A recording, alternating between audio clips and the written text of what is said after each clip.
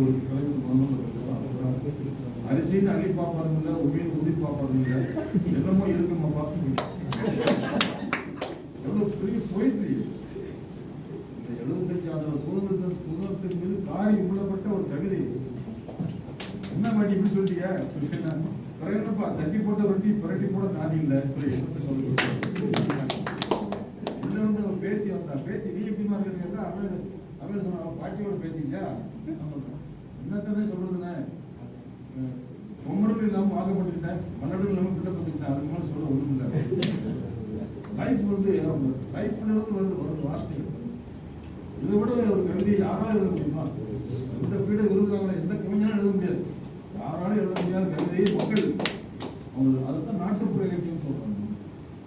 இதை விட்டுட்டு நம்ம இடத்தையும் எழுதிட்டு முடியல, அதுதான் தேடணும், அதுதான் பதிவு செய்யலாம்.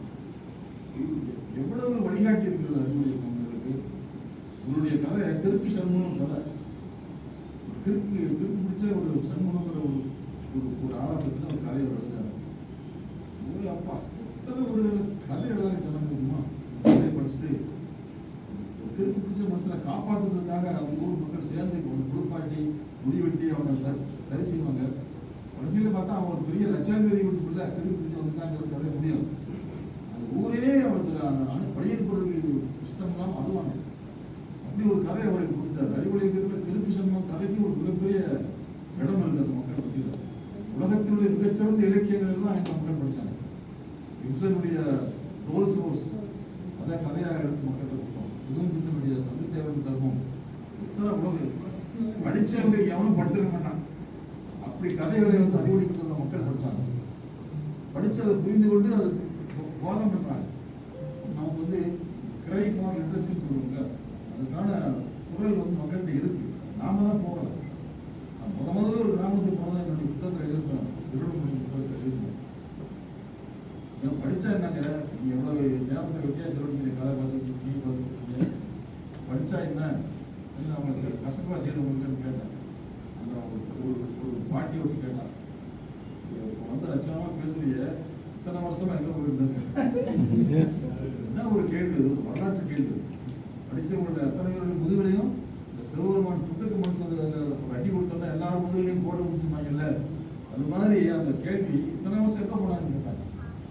என்ன கேள்வி அதுதான் இன்னைக்கு வரைக்கும் நம்மளை ஓட வச்சுக்கிட்டு இருக்கு. இத்தனை வருஷம் எங்கே போனாங்கன்னா இனிமேலாவது ஒழுங்காக எழுத மாட்டேன்னு நான் ஓடிட்டு இருக்கேன். இதுதான் படித்தவர்கள் ஒவ்வொருவரும் நாம் செய்ய வேண்டிய கடமைகளில் தவறிவிட்டவர்களாக இருக்கிறோம். அந்த தவறிவிட்டதை பற்றிய குற்றுணர்வு இல்லாமல் வாழ்ந்து கொண்டிருக்கிறோம். ஆக குற்றுணர்வு கொள்வதும் குற்றுணர்வு ஏற்படுத்துவதும் தான் எழுத்தினுடைய அடிப்படை கடமை என்று நான் நினைக்கிறேன்.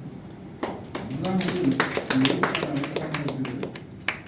இந்த மொத்த தொகுப்புக்கான 1000 கதைகளை படித்தேன்னு சொல்றேன்னா இது நான் இன்னும் எனக்கு என் வாழ்க்கையை எண்ணி பார்த்ததில்லை, கதையை எண்ணி பார்க்க போகிறோம்.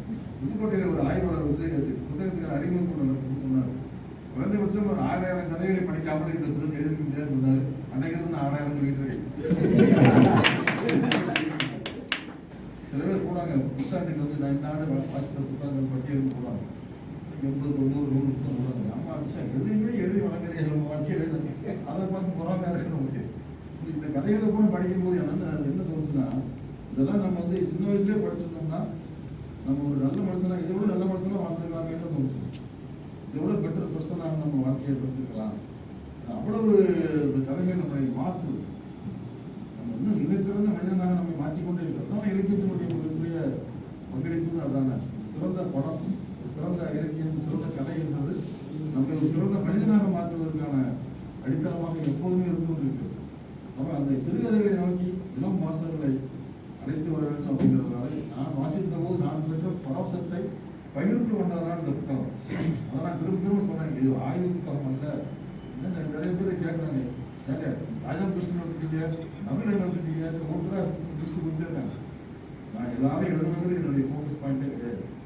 நான் எதையெல்லாம் எனக்குள்ளே மாபெரும் பரவசத்தை வாழ்க்கையின் மீதான குறிப்பை ஏற்படுத்தியதோ அதை நான் இதை வாசிப்பை பகிர்ந்து கொண்டிருக்கிறேன்.